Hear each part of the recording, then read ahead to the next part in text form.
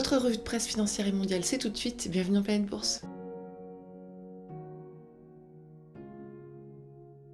En Europe, Unicredit ne rachètera pas Monte dei Paschi avec le gouvernement italien. Rome et la banque ne sont pas parvenus à s'entendre sur les modalités de recapitalisation du prêteur en difficulté. HSBC dévoile des bénéfices trimestriels à 5,4 milliards de dollars en hausse de 74%. Fort de ces résultats, le prêteur annonce un rachat d'actions de 2 milliards de dollars. Airbus est-il trop ambitieux? Avolon et AerCap, deux sociétés de leasing, reprochent à l'avionneur européen de vouloir augmenter la production d'avions à réaction alors que la demande des compagnies est encore faible avec la pandémie. Ils ont aussi alerté les fabricants de moteurs d'avions Safran et General Electric pour appuyer leur cause. Ericsson accusé d'avoir enfreint les termes d'un accord de règlement de plus d'1 milliard de dollars conclu en 2019 avec le ministère américain de la Justice concernant des allégations de corruption dans 5 pays, le Suédois n'a pas entrepris les réformes prévues et n'a pas transmis les documents demandés. Et Volvo Cars décide de réduire la taille de son introduction en bourse sur fond de réticence des investisseurs à l'égard du contrôle exercé par son propriétaire chinois Geely. Le constructeur retarde l'IPO d'1 jour et la fixe dans le bas de la fourchette suggérée.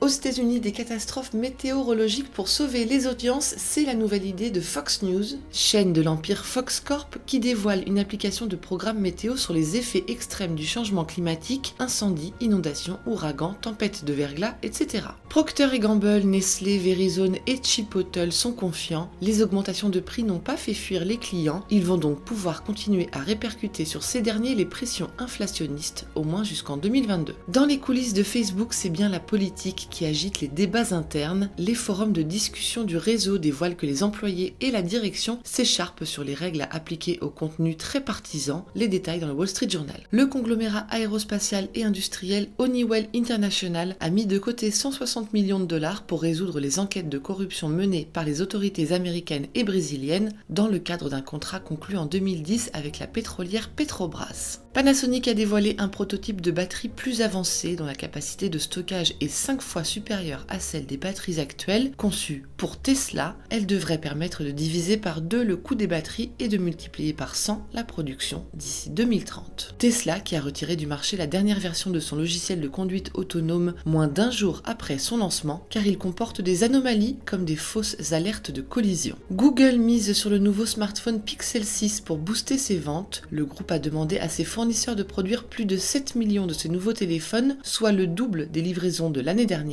dans l'espoir de prendre des parts de marché à Huawei. Et PayPal réfute, le fournisseur de paiement en ligne dit ne pas chercher à acquérir Pinterest. En Asie, la pénurie de puces met en péril la couverture mobile de Rakuten au Japon. La société de e-commerce reporte de nouveau son objectif de couverture de 96% de la population à mars 2022 car la construction du réseau prend du retard. 10 000 stations doivent encore être installées. Qui pour sauver le fabricant de puces Tsinghua Unigroup en pleine restructuration après avoir fait défaut sur ses obligations à plusieurs reprises en 2020, Alibaba ferait partie des candidats pour renflouer l'ancien champion national. Et enfin, en Australie, Telstra, le géant des télécoms, va racheter les activités de Digicel dans le Pacifique dans le cadre d'une transaction largement financée par le gouvernement australien qui évalue le capital de la société à 1,6 milliard de dollars. Voilà ce qu'il fallait lire aujourd'hui sur les unes du Monde. Très belle journée à tous et à demain.